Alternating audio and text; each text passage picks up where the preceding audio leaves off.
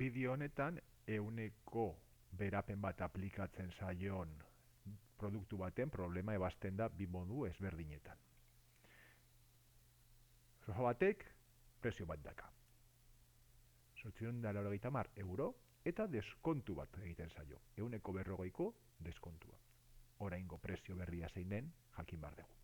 Hori egiteko modu bat, hiruko erregela erabiliz, ehuneko 40 hori 850 eurori aplikatuta zenbatekoa den jakitea da.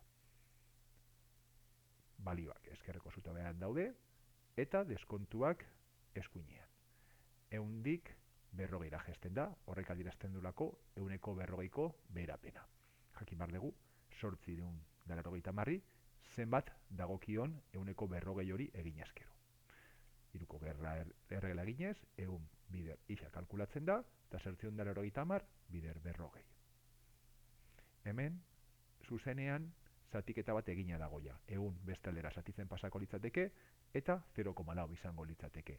Azken finean, 850 bider 0,4 eginez, kalkulatuko dugu zein den ehuneko 40ko deskontu hori. Baina eskatzen digutena ez da deskontua, baizik eta prezio berria. Prezio berria ezagutzeko, egin behar deguna da, balioari 850 ehuneko 40ko deskontu hori kendu. Eta emaitza 534 euro izango lirateke. Badago hau egiteko trikimailu bat. Pentsatu beharrean, zein izan den deskontua, zenbatean gelditzen den balioa kalkulatzea da. Ehuneko 40ko deskontu egiten badiogu, esan nahi du prezioaren ehuneko 60 balio duela. Hau kalkulatu daiteke bat, ken ehunekoa zati ehun eginez.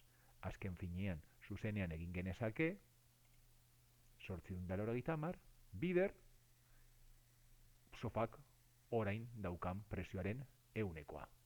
Ehuneko 40 kendu badiogu, ehuneko 60 balio du. Maitza, berdin ateratzen da bi kasutan.